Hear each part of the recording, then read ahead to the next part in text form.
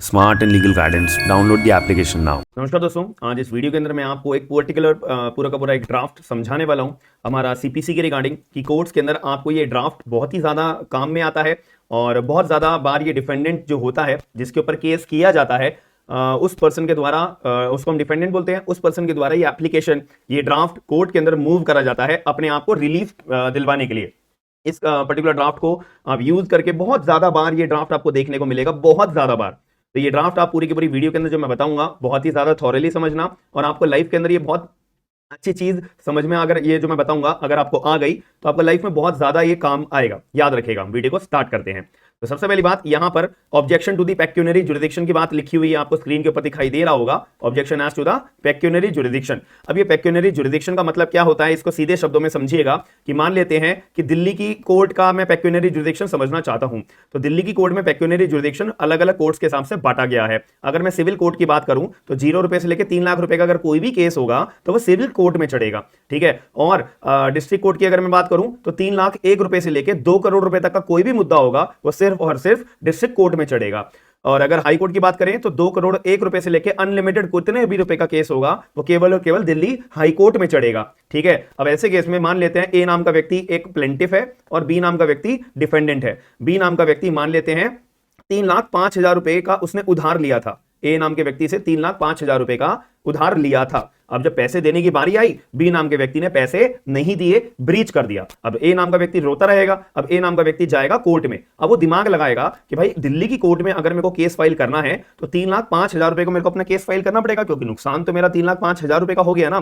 तो अगर मैं पेक्यूनरी जुरिडिक्शन देखूंगा तो सिविल कोर्ट के पास तो मेरा केस दर्ज होगा नहीं, क्योंकि 3,05,000 रुपए का मुद्दा है। सिविल कोर्ट मुद्दे कितने रुपए का सुनता है, केवल 3 लाख रुपए तक के सुनता है। तो मेरा केस कहां जाएगा, डिस्ट्रिक्ट कोर्ट में जाएगा। अब डिस्ट्रिक्ट कोर्ट में जाएगा तो ऊपरी कोर्ट में जाएगा, तो ए नाम के व्यक्ति को कोर्ट फीस भी ज्यादा पे करनी पड़ेगी, वकील भी महंगा अपना हायर करना पड़ेगा, क्योंकि डिस्ट्रिक्ट कोर्ट का वकील यहां पे लगेगा। और अगर अपील फाइल करनी होगी ए को तो वो सीधा अपील हाई कोर्ट में लगेगी, हाई कोर्ट का वकील हायर करना पड़ेगा, महंगा वकील हायर करना पड़ेगा। तो ए नाम के व्यक्ति ने क्या दिमाग लगाया कि भाई मैं अपनी प्लेंट जब तैयार करूंगा ना कोर्ट के अंदर केस दायर करने के लिए, तो मैं अपनी प्लेंट में 3,05,000 रुपए की बजाय 3 लाख रुपए लिख देता हूं। अब 3 लाख रुपए अगर मैं लिख देता हूं प्लेंट के अंदर तो मेरा ए नाम के व्यक्ति का केस कहां चढ़ेगा, सिविल कोर्ट में चढ़ेगा। और इसकी अपील फाइल होगी डिस्ट्रिक्ट कोर्ट में होगी। अब सिविल कोर्ट का जो वकील होगा वो सस्ते में हो जाएगा, कोर्ट फीस भी सस्ते में पे करनी पड़ेगी, उसकी अपील डलेगी तो डिस्ट्रिक्ट कोर्ट में डलेगी, सारा काम बिल्कुल ए के फायदे में हो जाएगा। इतनी सी बात हो जाएगी। तो वैसे केस में जो बी नाम का व्यक्ति है वही ऑब्जेक्शन तो रेज कर सकता है। देखो जज साहब, ये जो ए नाम का व्यक्ति जो कि प्लेंटिफ है जिसने मेरे खिलाफ केस दायर करा है 3 लाख रुपए रिकवरी के लिए, पहली बात जज साहब ये जो पर्टिकुलर ए नाम का व्यक्ति है ना, इसने अपनी प्लेंट में अंडर वैल्यू केस डाला है। मुद्दा है 3,05,000 रुपए का और ये अपनी कोर्ट फीस बचाने के लिए, वकील की फीस बचाने के लिए, लिटिगेशन कॉस्ट बचाने के लिए इसने जो है ना 3,05,000 रुपए की बजाय 3 लाख रुपए की प्लेंट डाली है। तो पहली बात जज साहब ये वाले आपको कोर्ट का नाम डालना पड़ेगा जिस भी कोर्ट में आप ये एप्लीकेशन मूव कर रहे होंगे। वीडियो में आगे बढ़ने से पहले एक ऑफर के बारे में जानकारी देना बहुत जरूरी है। मैंने आज 28 जून 2023 के लिए एक दिन का केवल और केवल आप लोगों के लिए ऑफर निकाला हुआ है। फ्लैश सेल के लिए 50% डिस्काउंट में आपको प्रोवाइड करा रहा हूं। आप लोग जानते होंगे कि मैं जुडिशरी की तैयारी करवाता हूं, तो जितने भी लोग इंटरेस्टेड हैं अपनी जुडिशरी की तैयारी करना चाहते हैं 50% डिस्काउंट में आप लोगों को दे रहा हूं। फायदा क्या क्या मिलेगा, लिमिटेशन बैच हमारा सीपीसी का बैच चल रहा है, तो आप लोग ये बैच ज्वाइन कर सकते हो। जितने भी लोग अपने सीपीसी के अंदर वीक हैं, स्ट्रॉन्ग करना चाहते हैं, जितने भी लोग लिमिटेशन के अंदर वीक हैं और अपने सब्जेक्ट को स्ट्रॉन्ग करना चाहते हैं, सबसे बेस्ट अपॉर्चुनिटी है फ्लैश सेल। मैंने केवल और केवल एक दिन के लिए ऑफर निकाला हुआ है 50% डिस्काउंट का। सुबह 9 बजे से लेकर रात के 12 बजे से पहले पहले जितने भी लोग इस ऑफर को अवेल करना चाहते हैं, अभी के अभी आप लोग स्मार्ट एंड लीगल गाइडेंस के नाम से एप्लीकेशन डाउनलोड कर लीजिए। गूगल प्ले स्टोर के ऊपर भी अवेलेबल है, आईफोन यूजर्स के लिए भी अवेलेबल है। ज्यादा टाइम नहीं बचा है, आप अभी के अभी बैच ज्वाइन कर सकते हैं। इसमें फायदा क्या क्या मिलेगा, लाइव एंड रिकॉर्डेड आपको क्लासेस मिलेंगी, लेटेस्ट अमेंडेड आपको नोट्स मिलेंगे, टॉपिक वाइज आपको टेस्ट सीरीज हुआ करेंगी, मेंस के आपको notes answer question answer form के अंदर प्रोवाइड हुआ करेंगे, और यहां पे जो है टॉपिक वाइज आपके टेस्ट होंगे, लेटेस्ट आपको केस लॉज प्रोवाइड कराए जाएंगे जो अभी अपकमिंग हमारे जुडिशरी एग्जाम्स हैं उसके बेसिस के अंदर, और आपको टाइमली बेसिस पे जितने भी आपको टॉपिक्स कवर हुआ करेंगे, आपका oral test, written test, MCQ का टेस्ट, मेंस का टेस्ट आपका हुआ करेगा, कंप्लीट आपका नोट्स मिलेंगे और कंप्लीट आपका सिलेबस कवरेज करवाया जाएगा। तो बिल्कुल भी देरी नहीं करनी है, अभी के अभी एप्लीकेशन डाउनलोड करिए एंड ऑफर को अवेल करिए 50% डिस्काउंट फ्लैश स्केल के। ये कोर्ट का नाम लिखना पड़ेगा और सूट नंबर लिखना पड़ेगा। ईयर क्या है, 2023 का मुद्दा है, 2000 का मुद्दा, कभी भी आपने जब केस दायर करा था प्लेंटिफ ने, वो तारीख लगेगी। अब यहाँ पे आपको डिफेंडेंट का नाम, प्लेंटिफ का नाम आ जाएगा, डिफेंडेंट का नाम आ जाएगा, केस का नाम तो बताओगे ना कि अब केस में पार्टी के नाम क्या क्या है। भाई नाम ही नहीं बताओगे क्या फायदा फिर ड्राफ्ट का। जज साहब को पता कैसे लगेगा कि तुम जो एप्लीकेशन लगा रहे हो तुम्हारा नाम क्या, भाई तुम कौन हो, कहां से उठ के आए हो। तो इसी वजह से अब यहाँ पे ऑब्जेक्शन आप कौन सा रेज कर रहे हो, पेक्यूनरी जुरिडिक्शन का। जज साहब जो ये प्लेंटिफ है इसने अंडर वैल्यू करा है केस, तो ऑब्जेक्शन मैं रेज कर रहा हूं पेक्यूनरी जुरिडिक्शन का। अब इसका सब्सटेंटिव राइट की अगर मैं बात करूं तो सब्सटेंटिव राइट हमारे को बता रखा है एज पर सेक्शन नंबर 21 का क्लॉज नंबर 2।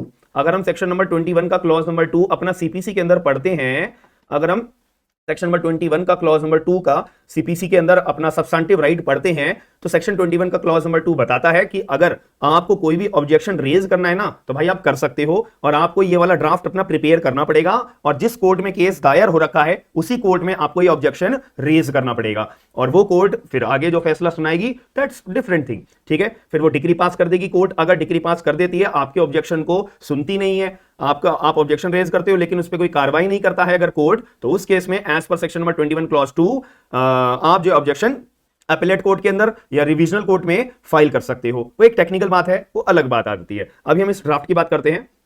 तो इस केस में जो डिफेंडेंट भाई हमारे वो सबमिट करेंगे कि जैसा मैं ऑब्जेक्शन पेक्यूनरी जुरिडिक्शन का लेकर आया हूं, क्या पहला पॉइंट आप अपना ग्राउंड लगाओगे कि जैसा ये जो आपका हमारे जो ये कोर्ट है ना, इस कोर्ट के पास तो 3,05,000 रुपए का मुद्दा सुनने के लिए अथॉरिटी है ही नहीं, जुरिडिक्शन पेक्यूनरी है ही नहीं। क्यों? क्योंकि ये जो केस का जुरिडिक्शन है ये 3 लाख रुपए तक का है, और एक्चुअल में मुद्दा कितने का है, 3,05,000 रुपए का मुद्दा है। ठीक है, इतनी सी बात ये आ जाती है। तो ये तो इस केस में जो हमारे प्लेंटिफ है उसने अंडर वैल्यू करा है, यहां पे लिखा हुआ है मैंने सो अंडर वैल्यू करा है, तो सिंपली उसको बोलिए कि वो अपनी प्रॉपर कोर्ट फीस पे करे जो पेक्यूनरी जुरिडिक्शन के हिसाब से बनती है। और उसके बाद जैसा भी एक्सपीडियंट रहेगा, ये बहुत ही ज्यादा महत्वपूर्ण रहेगा कि जो ये सूट है ये प्रॉपरली वैल्यू करा जाए, वैल्यू करने के बाद प्रॉपरली वैल्यूएशन फाउंड करी जाए जज साहब आपके द्वारा। और ये जो प्लेंटिफ है ये 3,05,000 रुपए का मुद्दा बनता है, इसको बोले कि 3 लाख रुपए की कोर्ट फीस ना पे करे, 3,05,000 रुपए की कोर्ट फीस पे करे।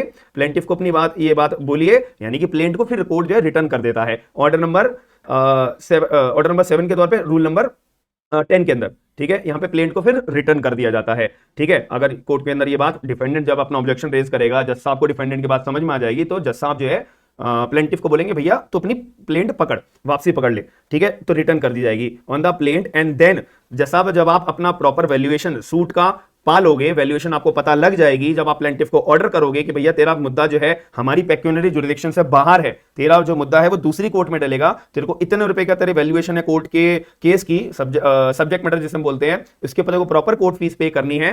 देन डिफेंडेंट यहां पे एक और पॉइंट रेज करेगा, जैसा फिर आप ट्रांसफर कर दीजिए उस कोर्ट के पास जिस कोर्ट के पास अपना जुरिडिक्शन होगा। यहां पे सिविल जज लिखा हुआ है, इसको हम रब करके हमारे केस में डिस्ट्रिक्ट जज लिख देंगे। जैसा भी डिस्ट्रिक्ट जज के कोर्ट में डलेगा, क्योंकि 3,01,000 रुपए से लेकर 2 करोड़ रुपए का तो मुद्दा जो है डिस्ट्रिक्ट कोर्ट में डलता है, सिविल कोर्ट में तो डलेगा नहीं। तो इसमें ये सिविल कोर्ट का केस नहीं है जज साहब, ये डिस्ट्रिक्ट कोर्ट का अपना केस बनता है। बात खत्म। फिर इट इज अकॉर्डिंगली प्रेयर्ड कि जैसा मेरे जो ऊपर ये वाले पॉइंट्स है ये मैंने प्रेयर लगा दी है। ठीक है, यहाँ पे डिफेंडेंट ऑब्जेक्ट सिग्नेचर आ जाएगा, फिर यहाँ पे काउंसिल का सिग्नेचर थप्पा लग जाएगा, और यहाँ पे जिस जगह पे आप अपना फॉर्म भर रहे हो, डेट लगा रहे हो, ये लिख के आपका ड्राफ्ट खत्म हो गया। That's it. देन डिफेंडेंट जो है ये अपना ऑब्जेक्शन रेज करता है, अपना पर्टिकुलर कहां पर रेज करता है, कोर्ट के अंदर। और कौन से प्रोविजंस मैंने बताए हैं, ऑर्डर नंबर 21 क्लॉज नंबर 2 जो पेक्यूनरी जुरिडिक्शन के ऊपर बात करता है। सेक्शन नंबर 21 क्लॉज नंबर 1 हमारा प्लेस ऑफ सुइंग के बारे में बात करता है, जिसको बोलते हैं territorial jurisdiction. Section number 21 clause 3 हमारा एग्जीक्यूटिंग कोर्ट का ऑब्जेक्शन की बात करता है, जब एग्जीक्यूटिंग कोर्ट के अंदर ऑब्जेक्शन रेज करा जाता है। That's it. तो ये मैं उम्मीद रखता हूं कि आपको जो मैंने अभी पॉइंट्स बताए हैं इजी तरीके से समझ में आ गए होंगे, कोई दिक्कत परेशानी आपको नहीं हुई होगी। टेक्निकल टर्म्स भी मैंने आपको इजीली समझा दी, और लीगल टर्म्स भी इजीली समझा दी, प्रोविजनल टर्म्स भी मैंने आपको इजीली समझा दी, और ये ड्राफ्टिंग का जो पैटर्न है ये भी इजीली समझा दिया है। तो जितने भी लोगों को वीडियो पसंद आई है तो वीडियो को लाइक करके जरूर जाइएगा, बिना लाइक करे कोई भी व्यक्ति जाएगा ना तो बहुत गलत बात होगी। दूसरी बात, आप अपना कमेंट बॉक्स के अंदर अपना डाउट, अपना पॉइंट ऑफ व्यू, अपना रिव्यू, सारी चीज आप कमेंट बॉक्स के अंदर जरूर लिखिएगा। साथ में वीडियो को शेयर करके लोगों को अवेयर जरूर करिएगा, क्योंकि ड्राफ्टिंग के अंदर लोगों को बहुत ज्यादा प्रॉब्लम आती है। तो मैं धीरे धीरे ऐसे वीडियोस अपलोड करता रहूंगा ताकि आप लोगों को ड्राफ्टिंग के अंदर कुछ हद तक आपके अंदर जो प्रॉब्लम आपको आती है वो कम हो पाए। तो वीडियो को शेयर जरूर करेगा। हम मिलते हैं नेक्स्ट वीडियो के अंदर। Thank you.